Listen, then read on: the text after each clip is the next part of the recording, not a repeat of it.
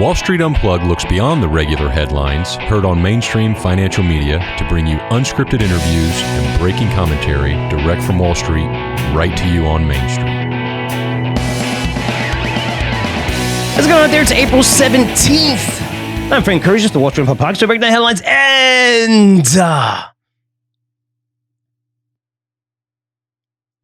tell you what's really moving these markets. In today's show, a recent pullback in stocks. Is it just the beginning? Maxine Waters thinks big banks are at risk. Do you believe her? And another sign our economy is not as strong as most economists think. Let's begin with Bitcoin, which is down 12% in the past week to 62,000, down sharply from its all-time highs of 73,000, which hit about 2 months ago. Ethereum, Solana, all the big cryptocurrencies get hit. Many of the meme stocks have gotten annihilated because they're up 5,000, 10,000% in the past 6 months. I'm not kidding. It's insane. Just meme coins. Coins just made up, no utility features, garbage. Pump and dump. So people have been asking, what's going on with crypto? I mean, it shouldn't be happening, right? With Bitcoin halving coming, it's coming on Saturday, which has always been a bullish event for Bitcoin in the past. But thinking, well, maybe it's not anymore. Maybe I should sell. No idea why it's going lower. Especially since it's an asset that should be uncorrelated with the markets, and the markets have been selling off in the past few weeks. So I want to address some of these concerns right off the start. Starting with the Bitcoin halving. The Bitcoin halving is an event that takes place, as you know, every 4 years, where the reward for Bitcoin miners is cut in half. So in short, this is what it means. Every halving event makes it much more difficult to miners to mine for Bitcoin. And when they do, they only get half the reward. So the event reduces supply growth. It doesn't reduce supply, it's 21 million coins. It reduces supply growth. And when you reduce supply growth and keep demand the same, just talk about keeping demand the same, the price is automatically going to go higher. For example, let's say if Elon Musk, who's asking his shareholders if he can get the previous compensation package, which hopefully all of them vote yes, because who knows what he's going to do, but what a joke. Had the court, I don't know. I kind of liked Andrew Sorkin. I don't want to say for once, but it was nice for him sticking up for capitalism, of how this is ridiculous. Said, this is what I'm going to do. If I do it, I'm going to get this. Everyone voted for it. It's okay. He turned Tesla into a giant. And then a judge said, well, we're not going to give you that compensation. Holy shit. What's going on with this country? Anyway, but I'm using Tesla as an example. So let's say Elon Musk makes 100 special edition Teslas every year. And there's such high demand, he sells them for $1 million each. There's a lot of people lined up to get these things. Well, say if Elon Musk says, you know what, I'm going to cut that supply. I'm only going to create 50 of these every year going forward. Then the price of those are probably going to go much, much, much higher. And that's what's happening with Bitcoin. So with the halving coming, why is Bitcoin falling? And if you look at that, there's several reasons. One is there's tons of leverage in the market in general. And you have to see a lot of this leverage come out. And when you see the whole entire crypto market come down, a lot of that leverage, and it's easy to get leverage, and you can get leverage like 100 to 1. At some of these places offer, you're going to lose everything, you're going to be forced to sell. And that's fine. You want to get all the bullshit out of the markets, out of speculators. But the big reason why is, if you look at where Bitcoin was and where it is now, I mean, it's had an exceptional run higher. That's happened over the past, 6 months, 3 months into the halving? And it's gotten ahead of itself. Let's see, how much higher has it gone? Well, if you look year to date, and let's take a look at some other asset classes. S&P 500 is up year to date 5%. NASDAQ's up 6% year to date. Dow Jones is flat. Gold's on fire. It's up 16% year to date. All-time highs. We hear it all the time. Great. I own gold. If you listen to my Twitter account, I'm fighting back and forth because people think gold's going high because it's a store of value, which is the dumbest reason I've ever heard to own gold in my life. As a store of value, why wouldn't you own something that's going to pay interest? Why do you think Warren Buffett always shits on gold? Why wouldn't you own real estate as a store of interest. Why own gold? Yes, store value means it's going to hold its value. Doesn't necessarily mean it's going to go higher. Just not going to depreciate in value. But over the past 30, 40, 50 years, 10 years, I mean, this is what we've been hearing about gold, store of value. No, gold's going higher because of supply and demand. There's not a lot of supply in the market right now, and there's huge demand mostly from central bank buying. That's the reason why. Enjoy it. I love it. I own it. I just hate when people are going in there and you see these legends and everybody's saying, well, it's a store of value, and look at the government debt. Government debt doubled from 2012 to 2022, and gold did shit. And I know it's gone up even more. It's going up $1 trillion every 4 months. That hasn't been the reason for gold to go higher. Inflation, more inflation we had in 40 years. During that period, we saw gold prices go down, not up. And saying that Bitcoin's going to be correlated, every asset is correlated with each other.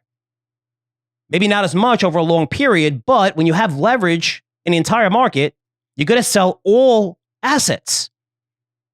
You can't bitch about it not being levered to the market. Just a little bit. We're looking at gold up 16%, right? So 16% for gold, NASDAQ up 6% year to date, S&P 500 up 5% year to date, and we have the Dow flat. Bitcoin is up right now at 62,000. It's up 40% year to date. So if you have a catalyst coming and you say, wow, this asset is just, I'm going to buy this house because they're going to build something, whatever. They're going to build, I won't say mall because malls are terrible now, but yeah, they're going to build all these housing complexes and whatever, right? And you want to own real estate because they're building up this whole entire area. And all of a sudden your home value goes from $300,000 in 6 months to $500,000. It's priced in. So if it comes down to $450,000, you're going to see a little bit of a pullback because it got ahead of itself. With Bitcoin up 40% year to date, remember, it's trading at 44,000 to start the year. It's at 62,000. Now, what do we have? We have the normal people shitting on Bitcoin, including Peter Schiff, lots of other bears. And I get it. Schiff, great marketing, is very smart. But you have people basically telling you it's worthless, right? Or you're an idiot for buying Bitcoin when it traded at 5,000, right? These are the same people that are telling you you're an idiot for owning Bitcoin. But they said the same thing when it was at 5,000, 10,000, 20,000, 30,000, 50,000. Again, 62,000. But I'm going to tell you something, and pay close attention to this. Because what we're seeing right now, you're seeing a lot of bullshit out there. Tons of newsletter promos highlighting a date this week, or before the halving, you have to pay attention to this. You need to pay attention to this. It's a matter of life and death. You'll effing die unless you don't do this on this date. And if you don't do it, or if you make this move before the halving, you just put $1,000 in it, you're going to make a fortune. You're going to be filthy rich. But I'm seeing all these promos, all this nonsense, and people in the media, and all this is complete bullshit. In fact, when I see the halving coming, I'm going to give you great advice. Don't do anything. Just let it take place. Again, April 20th on Saturday. So what we're doing, because we're getting lots of questions and I'm hearing so much of the bullshit out there. After the halving, right? This is on Tuesday, April 30th. Do another free event. We have a Crypto 2024 series that we've done. This is going to be a third installment. So I'm going to tell you exactly what to do because we're getting questions. And man, I mean, what I'm seeing out there about Bitcoin, how it's terrible, how it's going to get crushed, just the back and forths. It's insane, all because of the halving. Okay, it's an event that you know of that we've been talking about. So a lot of that is priced in. But during this event, again, Tuesday, April 30th, it's going to be after the halving. And tell you exactly what you need to know to make a fortune in crypto. It's not going to be based on hype. It's not going to be based on BS. And you're not going to make a fortune tomorrow or even 6 months. Or this is how to position yourself to be in one of the greatest asset classes that we'll see in a generation. Something that's changing the landscape of the world. Something that's now a secular growing trend. Secular, long-term, forever. But real analysis that you're not seeing, and even from both sides. It's not just the people. What are you getting? What are you seeing on TV? You're going to see people talk about Bitcoin and it's going to go to 150,000 this year. Kathy Wood said it's going to 1.5 million. I don't even know what a time frame is. These are real forecasts. Or you're getting people saying it's going to crash and go to zero. And look, this is the world we live in, where if you want attention, which almost everyone does these days, that's why we have social media. Me, look where I am. I'm right here. Look, oh, I'm so happy all the time. Look. It was so funny. I took my daughter to a concert. There's a Drake concert about whatever. I think I mentioned on the podcast maybe 2-3 months ago. And we went there. We're hanging out. We're enjoying ourselves. And all of a sudden, these 4 young girls are hanging out. And they do like a live stream. And they do a live stream. And all 4 of them, which are like singing to the music, enjoying yourself, they were all like going crazy. And go, oh my God, this is the best event. Like they just pretended to be someone that they're not, just to go on a live stream. And whoever they were live streaming to, and if it was a FaceTime, just to show how much fun we're having right here, right now. And as soon as they shut it off, like, they just went back to just, singing and hanging out. And I'm like, isn't it weird? Isn't it weird that we have to tell everyone how great we are, how good we're doing all the time? I mean, it's insane. It really is insane. But it's the world we live in. I mean, if you want attention, even in the financial markets, if you want to get on lots of podcasts or in the financial media, you have to make stupid, bold calls, which makes sense. Because if you're wrong, what happens? Nothing. You're not held accountable. Nobody gives a shit. They're not going to say, oh, remember when you called this and it was going to go this? No, nobody cares. How many people said that Tesla was going to have fully autonomous taxis and vehicles right now? Every single taxi, ride sharing was going. Remember that? That was like 3-4 years ago. None of that happened. Nobody really holds anyone accountable anymore, which kind of sucks. That's why I like doing this podcast, because every week I'm here. It's why I like doing videos. It's why I keep all of my issues on my site, where you could look all the way back from when I started 2016, 2017, look at all the issues for the newsletters, and you could say, hey, you were wrong here, you're right here, you were wrong here. You're going to see I'm right more than I'm wrong. I wouldn't be doing this, but still, that to me, that's the way it should be. Like, this is who I am. If you want to listen to me, if you want to follow me, here I am. Do it. I'm not going to bullshit you. I don't get paid by anyone. We're independent, but I get the media thing. I used to do that. I used to be on Fox Business News all the time. I was on CNBC. I was on, just the whole entire video thing. Quoted in major papers, magazines. Everybody wants to say, oh, it was here, which is like everybody these days. But if you want to get on, make the stupidest, boldest call, and they'll put you on TV no matter what. Either that, or they're going to put you on TV if you have 1 million followers on any platform. That could be Twitter, that could be Instagram, because they know that it's better for their station the more viewership they get. But if you're wrong, if you call for Bitcoin at going to, 1.5 million, or if you call a crash call like Peter Schiff does every single 2-3 years, I think pretty much every 2 years, I think he updated his book and revised that crash book, like 3 or 4 times from the credit crisis. Nobody cares about the calls. Nobody cares that he's been telling you that Bitcoin's going to zero when it was 3,000, 4,000, 7,000. Nobody cares. They still have him on because it's entertaining as hell, which does shit for you, though. That's not what we're about. I get the entertainment factor. I really do. I get it. I understand it. I was in that world. But it promotes you to make stupid calls because you're not going to be held accountable. But if you're right, you're a media god. Hey, this is the person that called the crash. Well, that person actually called a crash every single year for the last 40 years. And he's finally right. Now in a resume, do you ever notice when you see some of these people who are bears? Especially in markets like this, if it comes down, say we come down like another 10%, 15% from here. You'd be like, they called every single major crash for the last 30 years because they called a crash every fucking day since then. Again, it's just words. I don't give a shit about popularity. I don't give a shit about anything else other than making my listeners and making my subscribers money. That's what I do. That's what my business is about. So I see stuff like this. I'm like, look, I tell my team, let's hold another live event. It's for free. It's for free. Most of you should own crypto and you should be in it. But just to show you when we launched these things, okay, we did 2 others in our Crypto 2024 series. The first was in December when I told you about Bitcoin. It was under 40,000. I said, listen, ETF approvals are coming, and it's going to be mentioned every place. You're going to see all this demand coming to the market that we've never seen before from institutions. And we're at 62,000. The next one was in February when I said, hey, listen, buy altcoins because they significantly outperform Bitcoin. Bitcoin goes an 18-month period after the halving. After the halving. Notice how Bitcoin's been going up into the halving. So going up because of the ETFs. But after the halving, 18-month period afterwards, Bitcoin averages, every 4 years as halving occurs, over 600% gains. And I pulled up the chart. Yet altcoins go up 3-1. They outperform Bitcoin more than 3-1. I said, start getting into these things. And we took small positions on a lot of them at the right time. And they're still a lot higher. Still doing well because we're in early, even though we've seen a pullback.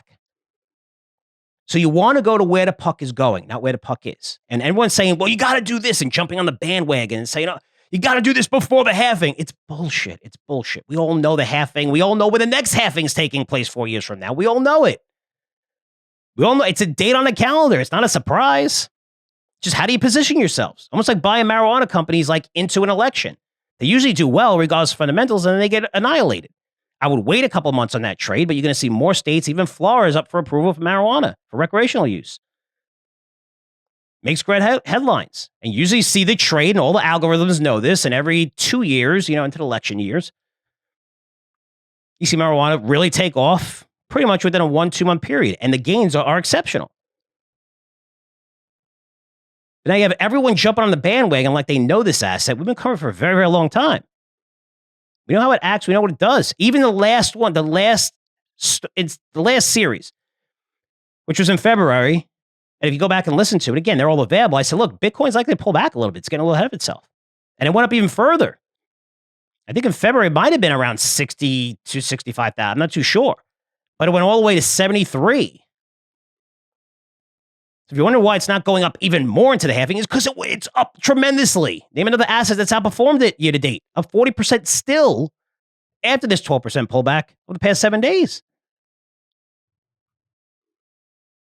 So I don't have these free events just to have them. I love my time. I love spending time with my kids and hanging out. I only do these free live events when there's something relevant to say, or I see a disconnect where we, not just you, but we, because I invest in a lot of this stuff, as you know, which you're not going to really hear out there in our industry. Most editors don't invest in what they're telling you to buy that's going to go up so much. I do. I think it's the way it should be, just like hedge funds. And hedge funds eat their own cookie. They get wrecked. Yes, they charge them massive fees, but still, they're going to get hit pretty hard. Most of their wealth is tied into that fund. Think about someone telling you that a stock's going to go up 1,000% and they're not going to own it. A little shady. But if I see a disconnect on an asset industry, kind of what I'm seeing in crypto right now, that's why I hold these events. We show the market calendars. It's going to be Tuesday, April 30th, 7 p.m. If you own any cryptocurrencies, Bitcoin, Ethereum, thinking about getting into cryptos, it's a must listen. It's fully live, which is fun. I love doing live events. So it's not like live where, okay, I'm going to give you a tape version. No, this is live. I'll put the timestamp on the clock and everything. And after that, just very short, just kind of dig in more details. Maybe like 10 minutes, first 15 minutes. After that part, I'm going to answer your questions, do a live Q&A. I have to tell you, the last 2 times we did this event, it lasted longer than 90 minutes because we kept getting questions, and I'm here for you. Got to tell you, the last event, I think it was closing on 2 hours on the Q&A, and I started burning out a little bit. You could see in my voice, I was getting tired. I mean, it was, I think 9:30 or whatever time it was, but I'm here for you. So take advantage of it because there's a lot of confusion, a lot of bullshit. People jumping on the bandwagon of it. It's just, to me, that's crazy. Just the misinformation that you get from these asset classes, and you're like, oh, Bitcoin's crashing, and look, it's supposed to go higher into the halving. It went much, much higher into the halving. It's up 40% year to date. Come on. So Tuesday, April 30th, 7 p.m. to register, go to CurzioCrypto.com and be sure to join us. Again, absolutely free. It'll be really cool. No bullshit. I'll tell you how it is and how I'm positioning myself. There's a lot of money to be made in this industry, in this secular growing trend that everyone seems to shit on every time there's a slight pullback. Those pullbacks are going to get fewer and fewer and fewer because of these ETFs and the amount of money that's now filtering into this, which we never had, coupled with cutting supply growth in half. Remember, the example I gave you real quick, I said demand has to stay the same. Demand stays the same, and you cut supply growth, price goes up. Demand for crypto has not stayed the same. It's going to go higher and higher. We have a lot of leverage. We'll get the leverage out, and that's fine. That's what happens when you see these major moves. But you're still going to see demand from individuals, from institutions, and new demand coming into this market, even from lots of countries who are reversing their decision to say, well, no more Bitcoin. I'm done. Now that they're no longer country by country, they're adopting Bitcoin. Fixed supply, likely going higher and higher. Okay, moving on. Maxine Waters, Democrat, U.S. Representative from California, and lifer. Been in office since 1991. She's 85 years old. Has her share of stupid comments like the rest of the politicians, but this one takes the cake. So Waters on CNBC yesterday is relevant. And, of course, before she got going, she took time to bash Trump, which is on every channel, which, again, it's a election year, so, of course, you're going to see Fox bashing Biden and CNN and everybody else, MSNBC bashing Trump, and, it's all par for the course. What's not par for the course is making fun of Donald Trump that he has to stay in court, been ordered to stay in court 3 times a week while Biden is allowed to campaign. And this is because of the current trial, which is Stormy Daniels, which is about falsifying records, which is a misdemeanor. So it's already past statute of limitations. However, New York prosecutors are trying to make this and just turn this case into a felony. We know why they're doing this, right? We all know it. Every Democrat knows it. Every woke person knows it. Every Republican knows why they're doing this, right? And how much they hate this guy, which is fine.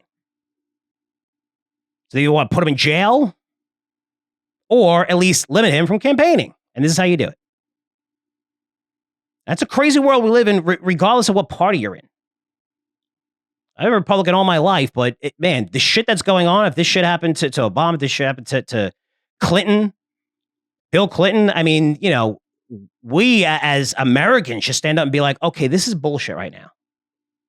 You can't stop a guy from running. I mean, you could hate the guy, be disgusted by him, that's fine. But not allowing him to campaign while bringing BS charges against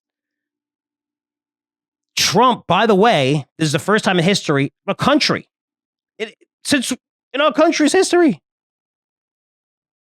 where criminal charges have been brought against a former president. And they keep bringing him. We know why. They didn't bring him 3 years ago, 4 years ago. They bring him now. They weren't even sure if he was going to run. He's going to run. He's getting more popular. He's getting more popular because people are realizing that this is bullshit, that what's going on. Beat him at the polls. Anyway, hard to watch. I try to avoid this because it's so angry, because no matter what channel you're watching, it's forcing you to hate the other side. And you don't want to hate the other side. You really don't. Democrats have lots of Republican friends, or I have lots of Democratic friends. But when you see things like the safety of our children or our families are at stake in cities and stuff, I mean, shit's changing, guys. This is crazy.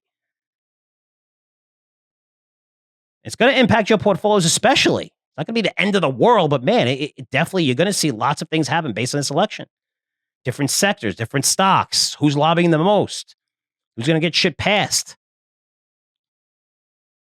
Getting back to Waters, the best part, Waters, who is a ranking member of the Financial Services Committee, she's supposed to be really smart, right? She knows a little about banking industry. In this interview, which was yesterday, she said this: the big banks, which is JP Morgan, Bank of America, Wells Fargo, and Citi, should they need to have more capital on their balance sheets. Because community banks, as we saw the failures, it could lead to contagion, similar to what we saw during the credit crisis, where the whole entire financial system almost collapsed. That was back in the day, where you saw banks leverage 30-1. And then you put all these crazy laws and capital ratios and tier ratios, making sure it's not going to happen again. But she's coming on in the same week, that those 4 largest banks, the 4 largest banks in the world, reported a combined $27 billion in profits and $110 billion in sales for the quarter. Not for the year, for the quarter. Yeah, they're in big trouble. They're in huge trouble. think she takes the lobbying dollars and then just, goes out and says, hey, you know what? I'm going to have to bash you guys a little bit, but don't worry, nothing's going to happen. It's just, our political system is insane right now. It's insane. And I know sometimes it separates viewers and people get really pissed off back and forth. I promise that things like this are important. Did you see? I mean, look at the FTC. They're shooting down every single deal that goes by. They're shooting down even deals that make sense. They're shooting down everything. Microsoft couldn't take over Activision. Are you kidding me? You know how competitive the gaming market is? Massive, especially when you throw in mobile games. Really, you're shutting that down? They had to fight it for how long? Concede a few things in order to get that deal done. But every deal, no matter what it is no right off the bat, and you have to prove it. No way, we're not doing it. That's the answer. Is that what our government is there for? You want to protect, you don't want monopolies. I get it, but come on, man. I cover these industries. You know when something's going to be a monopoly and something's not. If there's fair competition across, they can't take over a company. If they raise prices, then they're probably going to lose market share for someone who's also good that's charging lower prices. But the whole system is insane. I mean, so basically, and how much I hate the large banks. I mean, I hate the large banks. Why I love crypto so much, because it disrupts this industry. That's a boys' club. But to pass laws just to pass laws, to pass regulation just to pass regulation with no facts or reason. You can't tell me the banks aren't well capitalized. You can't tell me that you worry about contagion. $27 billion in profits this quarter, $110 billion in sales for the quarter combined for these banks. What do you think it's going to be with interest rates staying high, that net interest income? It's going to remain this high. They're going to be incredibly strong. And these assholes are giving you no interest still on savings and checkings accounts. Are you kidding me? Barely. I mean, what was it? 0.1 to maybe 0.3, 0.4 is the average. How much have rates gone up? Relatively zero. I mean, you get risk-free well over 5% for 1 year, 1 month treasuries. I mean, holy cow.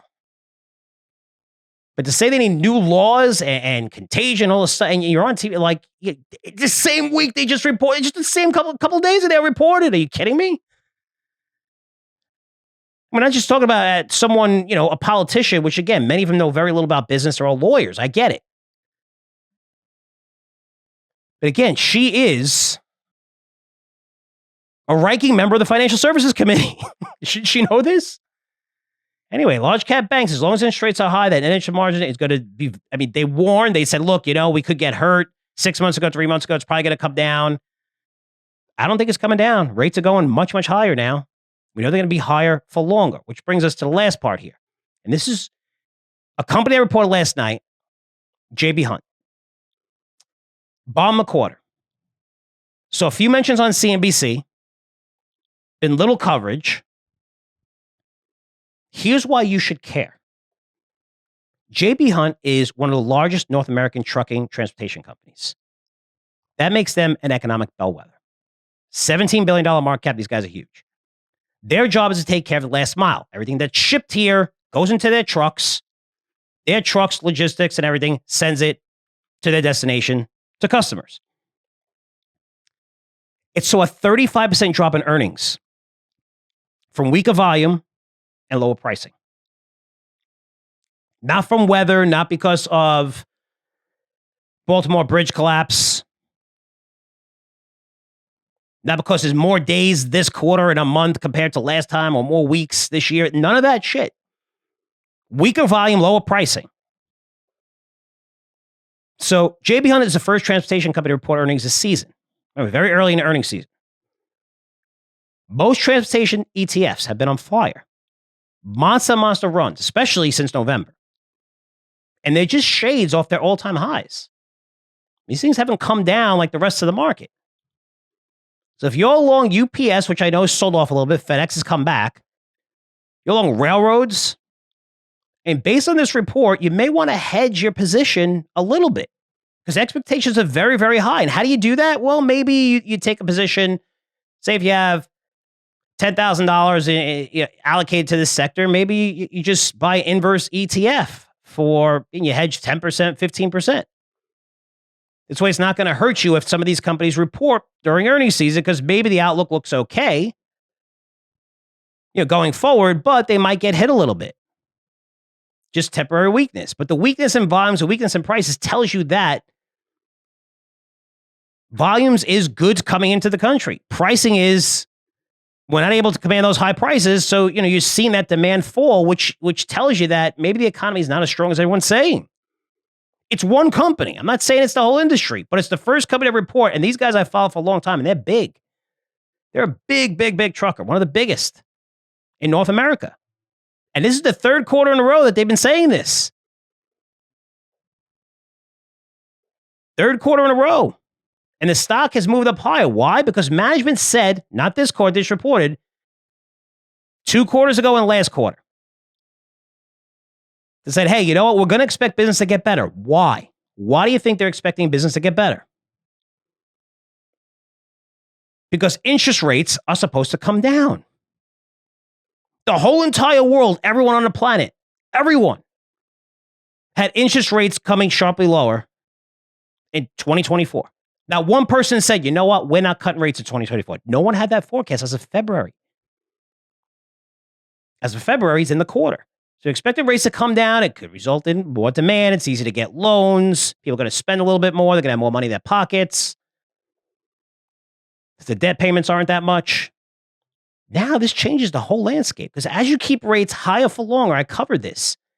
That's more, it hurts you over the long term. It's not going to hurt you the first month, second month, third month. Okay, well, I have excess amount of capital of say, just say $5,000 every month. I'm saying it could be $1,000, it could be $500. But now interest rates are higher for my debt payments are higher, inflation, so now it's like $3,000. I'm like, okay, I'm all right. But now $3,000, $3,003 every month that goes by. Now you're like, holy shit, this is really hurting me. Now rates are going to stay higher for longer. Now I have to change my spending patterns because I was spending as if I had $5,000 in extra income to do what I want and buy whatever discretionary, whatever you want, go on trips. And now that's cut by 40%. Now you start changing your habits. Things you buy, looking for sales. We're all doing it. I'm doing it. I mean, went to a bowling alley, Bolero. My wife's getting it back, by the way. She used to be a fantastic bowler and just been getting back into it, going bowling with her. And by the way, she just getting it back. She was throwing a couple gutter balls and stuff like that, just getting her spin back and stuff. And now she's back. So we went like 6-7 times and she was a 200 plus bowler as a girl. So everybody wanted her on her team. And I joined a bowling team for her when I first met her. I didn't know bowling leagues were 9 months. I mean, it's worse than baseball. I was like, holy shit, 9 months. I think I shouldn't tell me that because I wouldn't have joined. 9 months bowling. And I sucked at it. And all the guys were freaking great because she was playing, in great leagues. She was awesome. I looked like an idiot. I'm like trying to play. I got my own ball. I think I got up to like a 175 average maybe. Bowled like 200 games. She was consistently like 180, 190, over 200. She's got it back anyway. But I mean, you get sidetracked there. But Bolero got food and everything for the kids. Each soda was $5. Fountain soda, $5. That pisses me off. $5 for fountain soda. Are you kidding me? So people are adjusting their habits. And that's what happens when you keep interest rates higher for long. Why am I bringing this up? Why is this a big deal? We're going to see companies report. It's going to get crazy busy over the next few weeks. I'm sure last quarter was okay and it was good. But every management team was expecting rates to come down this year. That's what they're forecasting. They saw better times ahead. So this earnings season, the numbers are probably going to be solid for the quarter, but it's the guidance that's going to worry me. Because if you're looking at higher interest rates, again, definitely starting to impact sectors and individual stocks, especially housing. You see housing? Housing was getting, from the real estate agents I spoke to, I just sold my house. The last 2-3 months in Florida were booming. People sold more houses, real estate agents, than they did all of last year. It was booming.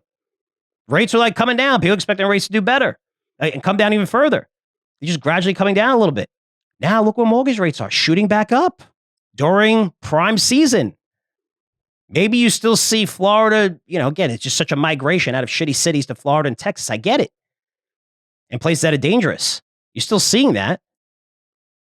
But I think that's not going to impact housing. It is. It should have impacted housing already. The home builders are great. There's not a lot of supply in the market. They're smart, making their own loans and, providing incentives where new home prices are actually lower than existing home prices, which is amazing. That never happens. And yeah, square footage is a little different, but usually the average new home price is going to be much more expensive than a house that's been there for. But now, taking a while for homes on the market to come down. So it's going to impact lots of sectors and lots of companies. And remember, please remember, if you've been listening to this podcast, the only thing that matters when a company reports is guidance, not the earnings per share. That happened 3 months ago. Good. You could, if you had to report $1 in earnings and you report $2.50 in earnings, you'd be like, holy shit, this is great. If you say your guidance is going to be like 60 cents next quarter and you lower your guidance for again, I'm saying that, that $2.50 won't filter in. I'm using an exaggerated example. But if you report very strong earnings, again, that's earnings from the last 3 months, basically. But your guidance is weak, that's when stocks get annihilated. They trade on the guidance, not on the actual numbers. Numbers are good, but if the guidance is weak, that stock's going to come down because it's telling you in the future we're seeing slower growth. How could these companies in February, when the whole world was pricing in lower interest rates, 6 rate cuts in January? Remember, Powell went on TV in December and did a 180 and said, hey, we're done. He pivoted. The biggest mistakes. What is that telling you? This is why it's so important to listen to what the Fed says. And companies like, okay, now we're going to maybe start hiring again. Now we can get a little more aggressive. We know rates are coming down. We're going to probably see more demand. Well, 3 months later, no. You got to be crazy as a CEO to offer better guidance than you did last quarter because of the uncertainty coming forward. And that's what, Israel, Iran now. You've seen oil prices high, which affects all these transportation companies. Oil prices are surging. So you have inflation coming back into the market and demand going lower. How as a CEO could you really, really get super aggressive with your guidance? You're crazy to. You may meet that guidance. That's fine. But right now it pays to be conservative. But 3 months ago, they weren't that conservative. They were optimistic. So this earnings season is going to be interesting. Do you want to own so many of these stocks that have near their all-time highs, of 52-week highs? Maybe they pull down 5%, 7%, 8% along with the market the past couple of weeks. But again, this isn't just a market coming down to come down and, hey, well, it's coming down because inflation's coming back into this market. And now we're going to see rates higher for longer, which is a big deal.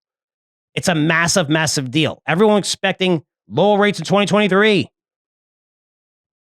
2-3 rate cuts in 2023, then a bunch of rate cuts. We were supposed to go down to 2%, 1%, 1.5% rates.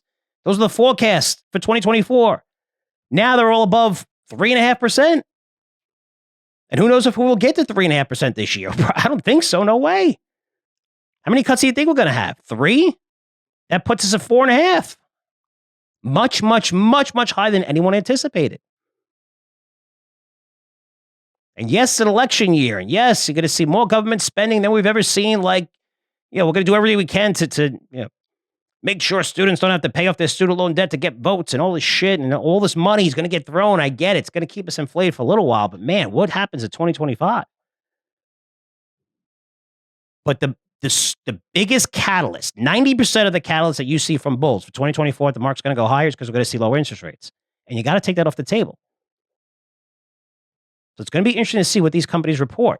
But be careful. It's going to be volatile. Now, protect yourself. You could buy inverse ETFs. They're not the perfect vehicle, but for the average investor, it's good. Buying puts, again, it's you lose the money you put in.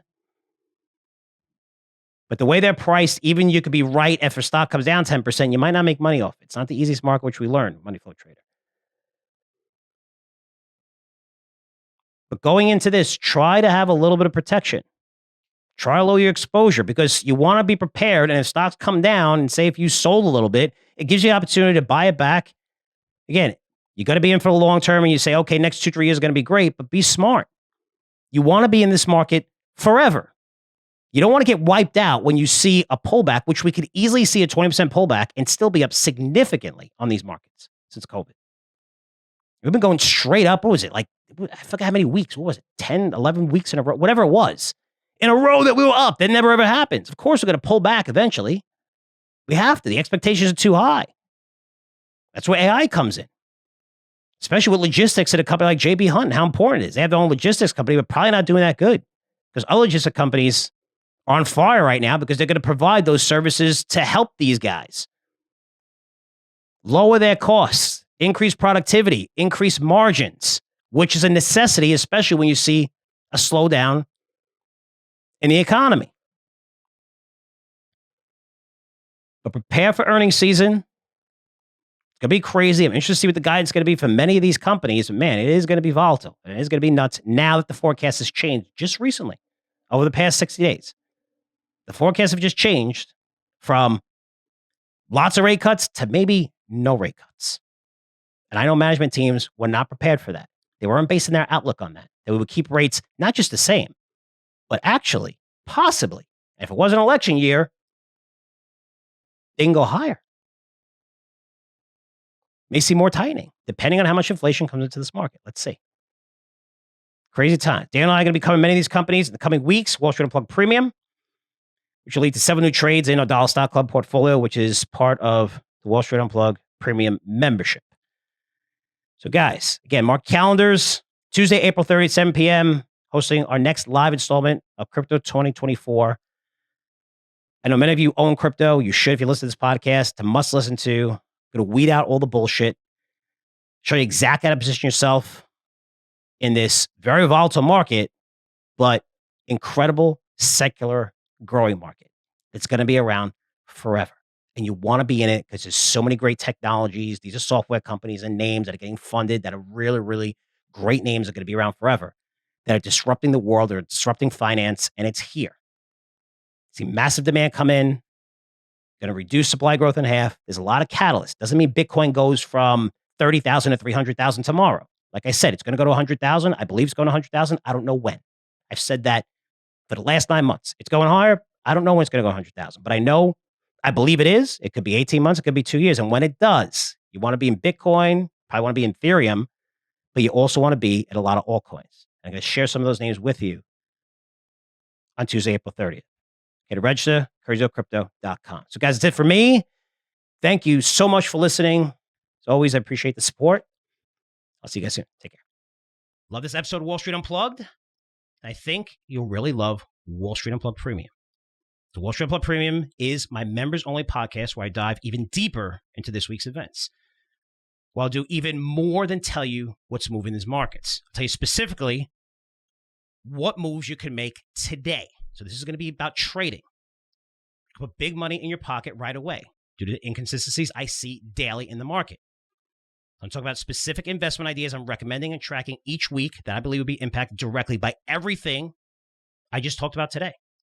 Plus, you're going to get the chance to go even further down the rabbit hole with me and my co-host, who's Daniel Creech, as we discuss which of these week's trends could turn into massive windfalls.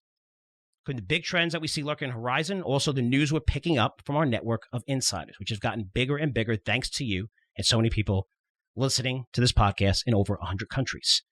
And you get a chance to talk to me directly in my special Ask Me Anything Q&A session. All of that and a lot more, like premium interviews with world leaders in finance, technology, industry, and politics. This is all part of Wall Street Unplugged Premium. And becoming a member is super simple and super cheap. So head on over to WSUoffer.com to check it all out. Sign up today and you won't miss a thing. That's WSUoffer.com. Wall Street Unplugged is produced by Curzio Research, one of the most respected financial media companies in the industry. The information presented on Wall Street Unplugged is the opinion of its host and guests. You should not base your investment decisions solely on this broadcast. Remember, it's your money and your responsibility.